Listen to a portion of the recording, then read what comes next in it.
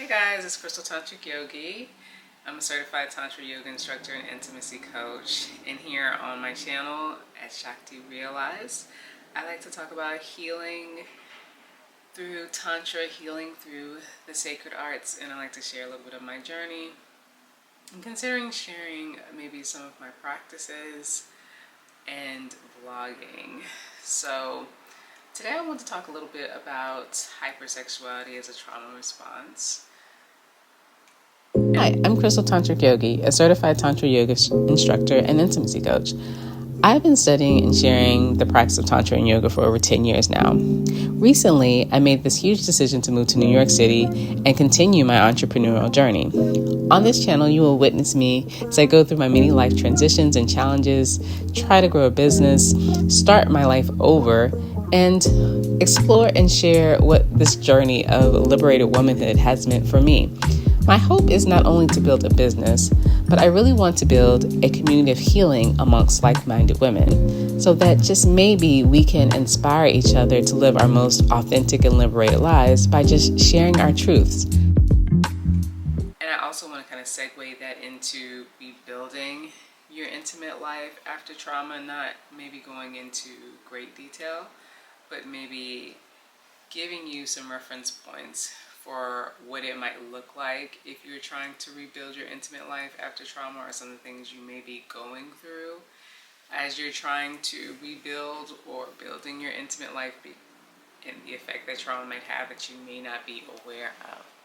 So I think hypersexuality as a trauma response is something that people are familiar with.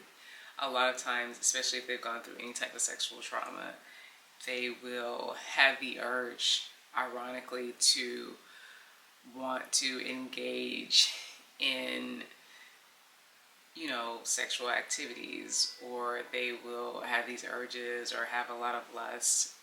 I guess the other side of that is that a lot of times people will get completely shut down and turned off. What happens when you're hypersexual is a lot of times your brain or your mind will associate the feelings of sex with being validated, feeling safe, or feeling like you're in control. And of course, that's not true. And if you're not sure if this might be the case for you, some signs that you are coping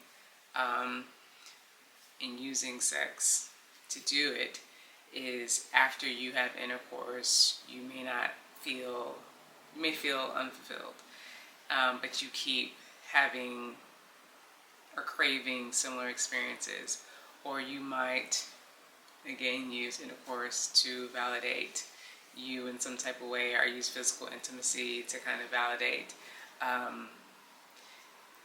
who you are, your self-worth. And another sign could be that you're trying to escape emotions, and we know that a lot of times men can be notorious for that. Those are all signs that you may be using sex as a way to cope. Your nervous system is using sex as a way to cope. And it's nothing to be ashamed about.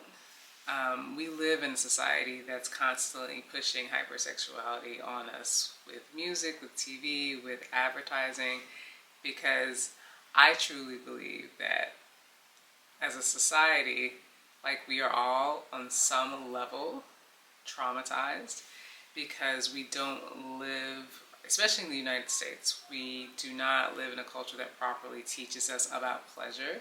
There's minimal sex education, and it's all kind of awkward, and it's not very holistic.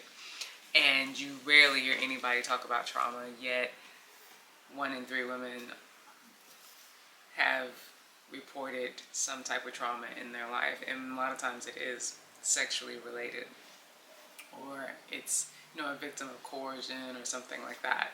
So if people are having all these experiences, then it's a societal issue. It's not just one individual issue. And so even people who aren't reporting it more than likely have experienced some type of level of that. And I believe that people that are promoters of capitalism and people who research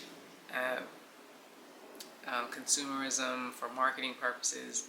They have to know this, and I think they use this as, or to their advantage, you know, like even the news being so crazy and like anxiety filled. I think that that's sometimes done on purpose. And so it's important for us to be aware of these things, especially when we're trying to build relationships and when it comes to our intimate life.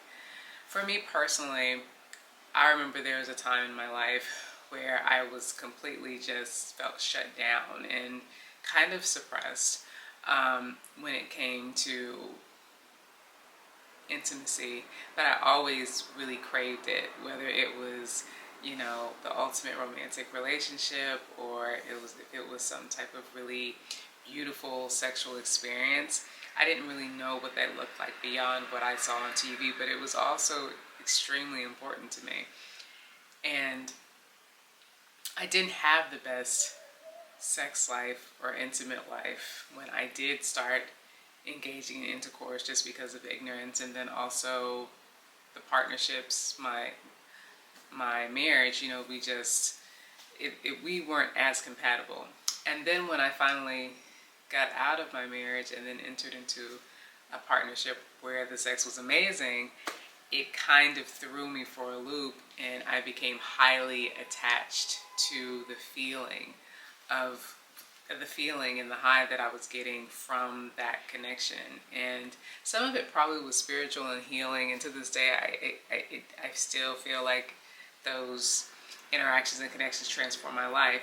But what I also know now, reflecting on it, is when it was pulled away, it could be used as a manipulative tactic, and I also started to get really anxious about when was I going to get this feeling again, and that's what I didn't realize was a trauma response. So you have like hypersexuality, where you're just, you know, you don't have any, maybe you don't have healthy boundaries, or you are not maybe as discerning about the activities that you're getting into. You just got to get it in with whoever, whenever. But it also can look like, you know, constantly seeking emotional intimacy through the physical act of sex, even if it's just with one person or a couple people. And when you are truly emotionally fulfilled and you are balanced in your sexuality, you don't get super anxious about sex. It's a pleasure, it's a delight, it's something that you look forward to, but it doesn't drive your decision making, like your major life decision making. You're not going to move somewhere because someone lives there that gives you really good sex, or you're not going to overlook what somebody does if they're treating you poorly just because the sex is good, because you are confusing sex with love, or the feeling that you get when you're physically intimate with someone with love. And I think a lot of times that can happen to us, especially as female-bodied people, when we engage with male-bodied people. A lot of times with men, they will see women as sexual conquests for their ego, but also because they are seeking validation as well, and they also are trying to escape their emotions, or they're trying to get some type of emotional nurturance that they may have been missing from their childhood. That's another thing, you know, like trauma, which I talked about before on here, does not always look like sexual abuse, right? It can also look like parents that emotionally abandoned you, neglected you, made you feel like you had to earn love, didn't allow you to individuate or have any autonomy or have healthy boundaries, did not teach you that, did not allow that. So then when you got out in the world, you did not have the tools you needed to be able to recognize, you know, what you wanted versus what you didn't want, and you let other people define that for you. And so if you are missing that, sometimes you can fall into this, oh, I really want to be touched, oh, I really want to be loved on, oh, I just want to feel connected, validated, needed, you know. And, you know, sexual experiences, they are extremely gratifying, and they are really exciting, and they can be very satiating and spiritual. However, that's the danger also with, sexual energy, is that they can amplify, you know, illusions that you have, right? So in Tantra, it teaches us that you really don't want to get into really deep, you know, tantric practices when it has to do with sex, or it has to do with your sexual energy, until you purify the heart, until you've done a certain amount of healing. Because of any fear, guilt, shame that you have, and you amplify that with sexual energy, it's going to amplify whatever illusion that you might have going on in your mind. So the message, I think, and when you are trying to rebuild your intimate life, is that it's really important to be aware of these things. A lot of times we're not aware because there's so much sex positivity, as there should be. We need to release guilt and shame around sex. That actually is the first step. I would have never even knew that I had the amount of trauma that I had in my life if I wouldn't have practiced Tantra and reconnect with my body, release shame around my body and my sexuality.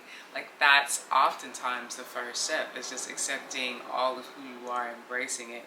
However, there is a difference between, being sexually liberated and being sexually hypersexual. And sometimes you have to experience both ends of the spectrum to find your center. And that's what's really important when it comes to having healthy sexuality, is having balance.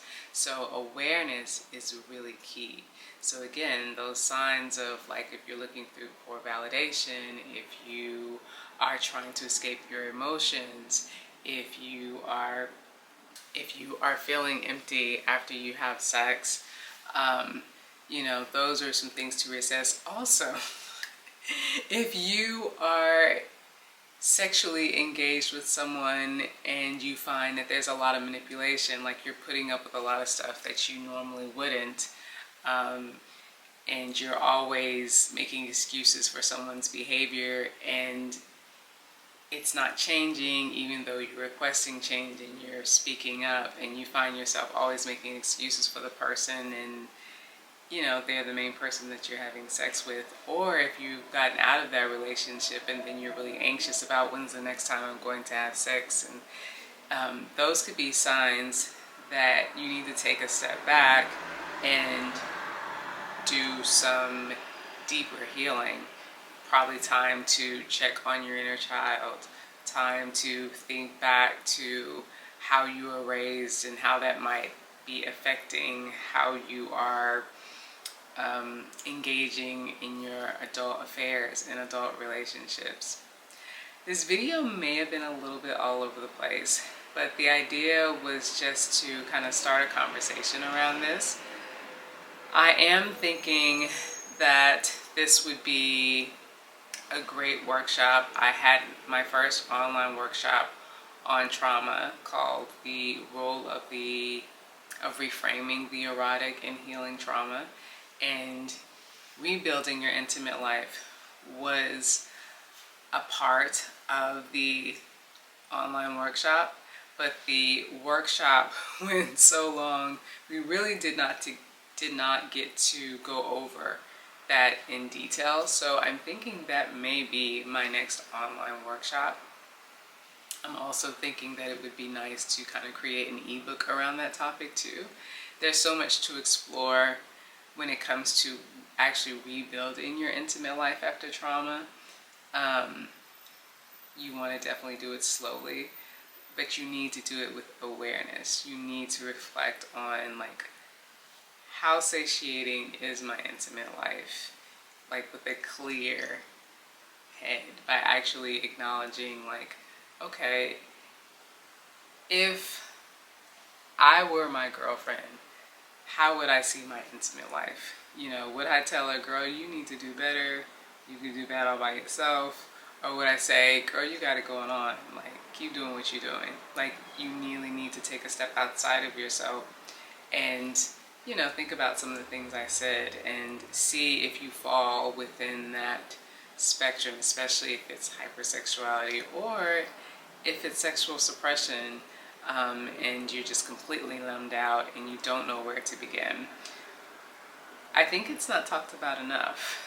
I think we talk a lot about healing, but we don't really talk about, okay, what are the steps to rebuilding our intimate life after we heal? Because nobody wants necessarily to, well, I don't say nobody, but we don't want to necessarily be nuns or monks. And sometimes celibacy is needed, but what do you do after celibacy? And what does celibacy really mean? Some people still do a lot of stuff and they call it celibacy, which there's nothing wrong with it, but if you're not really learning what you need to learn to thrive once you decide that you're going to get back out there and fully engage in all the pleasures and all the adult pleasures, then you could find yourself sinking into the same karmic patterns and cycles. So I hope this video made sense. It was pretty casual, but I feel like, you know, it's a good conversation for us to have. So if you have any thoughts about hypersexuality as a trauma response, or if you'd be interested in this topic as an ebook or as an online workshop, let me know in the comments below. If you are liking this type of content, or if you would prefer me talk about something else, or if you like this content but you also want me to talk about a related topic, please let me know. This is a new YouTube channel, so I'm testing some things out. I'm pivoting with my business, and it's not, you know, as clean and pristine, and it's going to be more organic as it evolves, but I'm here to serve. And if you want to learn more about me and any of my offerings, please go to crystaltantricyogi.com. Go to my Instagram at crystaltantricyogi, and TikTok, I'm Crystal Tantric Yogi. I also have a Shakti Realized account on Instagram, and I will see you guys in the next video. Bye.